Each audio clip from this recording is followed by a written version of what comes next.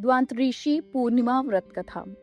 धनेश्वर नामक निसंतान ब्राह्मण को पुत्र प्राप्ति एवं अल्पायु दोष से मुक्ति की कथा। माता यशोदा ने कहा, हे कृष्ण, तुम समस्त देवताओं के स्थिति एवं संहार के कर्ता हो। यदि कोई वास्तविक रूप से स्त्रियों को अवैध करने वाला व्रत हो, उसका वर्णन कीजिए। भगवान श्री कृष्ण बोले, हे माता, आपका प्रश्न उचित है। मैं एक उत्तम व्रत का वर्णन करता हूँ, कृपया श्रद्धा पूर्वक श्रवण करें। स्त्रियों को सुख सौभाग्य की प्राप्ति हेतु द्वांत ऋषि पूर्णिमा का व्रत करना चाहिए। इस व्रत के पुण्य फल से स्त्रियों को सुख, सौभाग्य एवं संपत्ति की प्राप्ति होती है। यह व्रत सुहाग की रक्षा करने वाला है एवं भगवान शिव को अत्यंत प्रिय है। माता यशोदा जी ने प्रश्न किया, मृत्यु लोक में कब एवं किसने ये व्रत किया था? इस व्रत का विधान क्या है जिससे भगवान शिव प्रसन्न हो जाएं? श्री कृष्ण ने कहा, भूमंडल पर अत्यंत विख्यात चंद्रहास से पालित एवं नाना प्रकार के रत्नों से परिपूर्ण एक नगरी थी। उस नगरी का नाम कांतिका था। कांतिका नगरी में धनेश्वर नामक का एक ब्राह्मण निवास करता था। धनेश्वर की पत्नी अत्यंत सुलक्षणी थी, जिसका नाम रूपवती था। वे दोनों निसंतान थे, जिसके कारण सदैव दुखी रहते थे। एक दिन उनकी नगरी में एक जटाधारी योगी का आगमन हुआ। धनेश्वर के घर के अतिरिक्त उस जटाधारी योगी ने अन्य सभी घरों से भिक्षाटन किया तथा रूपवती से भिक्षा ग्रहण नहीं की। तदुपरांत गंगा के तट पर जाकर उसने भिक्षा में प्राप्त अन्न को गंगा जल से धोया एवं उसका सेवन कर लिया। उस योगी को ऐसा करते हुए धनेश्वर ने देख लिया। स्वयं की भिक्षा का अनादर होने के कारण धनेश्वर का हृदय व्यथित हो गया तथा उसने योगी महोदय से प्रश्न किया, हे द्विजोत्तम, आप अन्य सभी गृहस्थों से भिक्षा ग्रहण करते हो, किंतु मेरे घर से भिक्षा ग्रहण नहीं करते। इसका क्या कारण है? कृपया स्पष्ट करने की कृपा करें।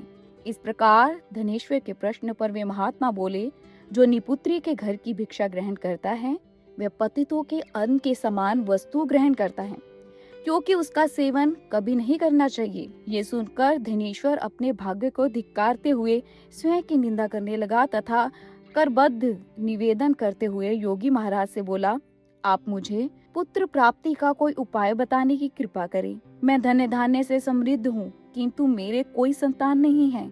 यह सुनकर जटाधारी योगी ने कहा, जा देवी चंडिका की पूजा अर्चना एवं आराधना कर। ब्राह्मण ने घर आकर संपूर्ण वृतांत अपनी पत्नी रूपवती से कहा तथा तप करने हेतु वन की ओर प्रस्थान कर गए। वन में उसने देवी चंडिका की आराधना की। 16 दिवस व्रत करने के उपरांत देवी चंडिका ने धनेश्वर को दर्शन दिया और कहा, हे धनेश्वर, जा तुझे एक पुत्र प्राप्त होगा। यथाशक्ति चूर्ण के अर्थात आटे के दीपक प्रज्वलित करना। प्रतिदिन एक दीपक बढ़ाते जाना। इस प्रकार पूर्णिमा पर 32 हो जाने चाहिए। इस व्रत के विषय में तुम अपनी पत्नी को बताना। अब आम के वृक्ष पर चढ़कर शीघ्र अतिशीघ्र एक फल लेकर घर आओ। वह फल अपनी पत्नी को ग्रहण कराओ, वे अवश्य ही गर्भवती हो जाएगी। प्रातःकाल होते ही धनेश्वर आम का वृक्ष खोजने लगा। उसने वृक्ष पर चढ़ने का बहुत प्रयास किया, किंतु सफल नहीं हुआ।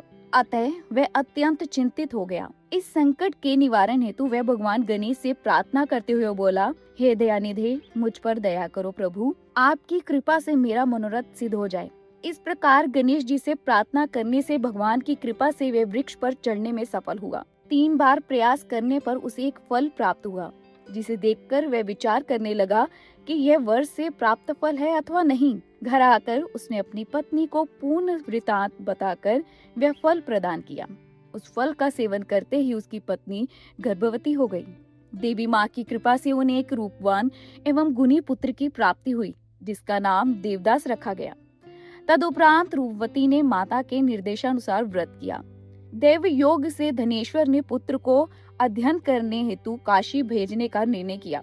तदुपरांत रूपवती ने माता के निर्देशानुसार व्रत किया। दैव योग से धनेश्वर ने पुत्र को अध्ययन हेतु काशी भेजने का निर्णय किया। तदुपरांत अश्व पर आरूढ़ कर अपने पुत्र को मादुल अर्थात मामा के संग काशी भेज दिया। मार्ग में अनेक दिवस व्यतीत हो गए। भागिने अर्थात भांजे सहित मातुल काशी पहुंच गया। रात्रि हो गई थी, अतः वे दोनों देवदत्त नामक ब्राह्मण के घर पहुंचकर विश्राम करने लगे।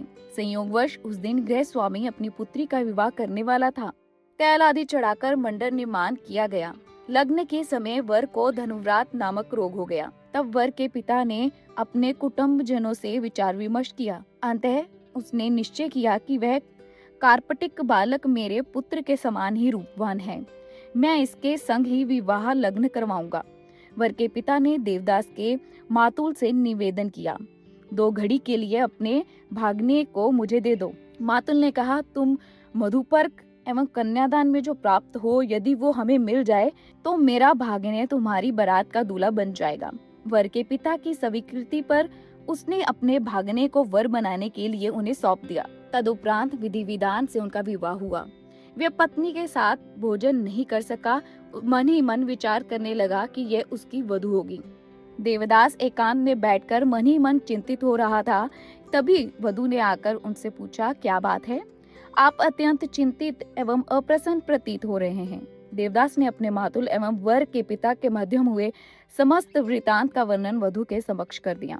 कन्या ने कहा, ब्राह्मण विवाह के विपरीत यह कृत्य कैसे संभव है? देव, वृज एवं अग्नि के समक्ष हम दोनों का विवाह हुआ है, अतः मैं सदैव आपकी ही सहधर्मिणी रहूंगी। देवदास ने कहा, आप ऐसा मत करिए, क्योंकि मेरी आयु बहुत थोड़ी है, अतः मैं अल्पायु हूँ। किंतु उस वधू ने दृढ़ निश्चय करते हुए कहा, जो आपकी गति होगी वही मेरी गति होगी। हे मेरे स्वामी, उठिए, कृपया भोजन ग्रहण कीजिए। तदंतर देवदास ने उसके साथ भोजन किया। भोजन उपरांत उसने एक रत्न जड़ित मुद्रिका एवं वस्त्र उस नववधू को प्रदान किया और उससे कहा, इसे ले एवं स्थिर चित हो जा।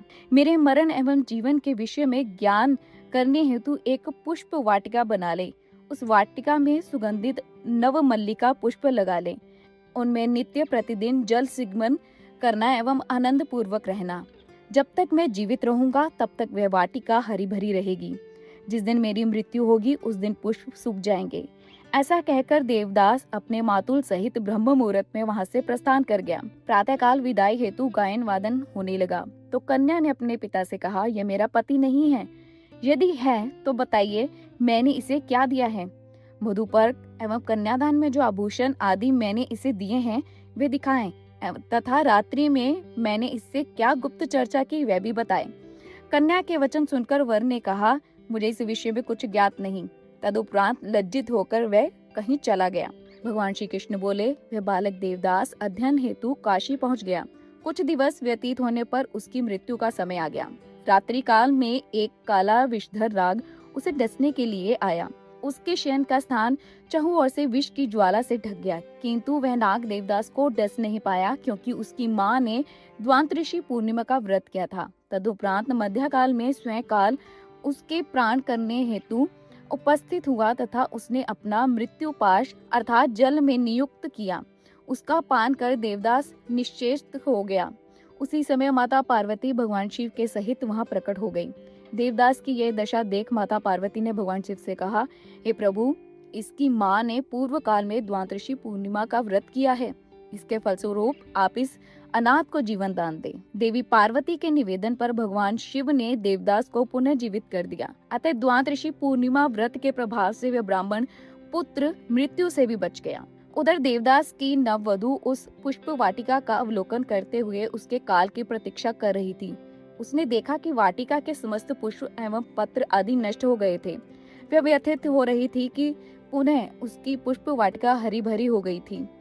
इससे उसे ज्ञात हो गया कि उसका पति सुरक्षित है। वह प्रसन्न होकर अपने पिता से बोली कि मेरा पति जीवित है, आप उसे खोजने का प्रयास कीजिए। इधर वधू का पिता देवदास को खोजने हेतु निकला ही था कि उधर देवदास भी काशी से चल दिया तथा यात्रा करने हेतु उसी स्थान पर पहुंच गया जहां उसका विवाह हुआ था। उसके आगमन की सूचना प्राप्त होते ही देवदत्त प्रसन्नता पूर्वक उसे अपने घर ले आया। तदुपरांत सभी नगरवासी भी एकत्र हो गए एवं सभी ने विचार किया कि निश्चय ही देवदत्त का उनका जमाई है। नववधु ने भी अपने पति को पहचान लिया और सभी ने उत्साह व आनंद पूर्वक उसका स्वागत किया। तदुपरांत मामा एवं भांजे के संग वे घर के लिए विदा हुए। उन दोनों ने जाकर धनेश्वर एवं सत्यवती को सूचना दी कि तुम्हारा पुत्र आ गया है। यह सुनकर वे दोनों बोले कि हम भाग्यहीनों के प्रारब्ध में पुत्र का सुख कहाँ है। इस पर अन्य दोनों ने भी कहा कि यह सत्य है, तुम्हारा पुत्र आ गया है। जब अन्य सभी लोगों ने कहा तब वे दोनों ब्राह्मण दंपति बंधु बांधवों सहित प्रसन्नता पूर्वक अपने पुत्र का स्वागत करने हेतु चल दिए।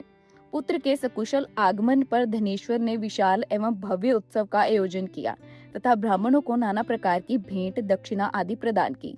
इस प्रकार धनेश्वर द्वादशी पूर्णिमा व्रत के प्रभाव से पुत्रवान हो गया। श्री कृष्ण कहते हैं, जो भी स्त्री इस व्रत का पालन करती है वे कभी विधवा नहीं होती तथा जन्म जन्मांतर तक उसे सौभाग्य की प्राप्ति होती है। यह मेरा वचन है। यह श्रेष्ठ व्रत पुत्र पौत्रादि की वृद्धि करने वाला है। इस व्रत का पालन करने से जो भी मनोकामना होती है वह निश्चित ही पूर्ण हो जाती है। इस प्रकार द्वादशी पूर्णिमा का व्रत विधान व कथा पूर्ण होती है।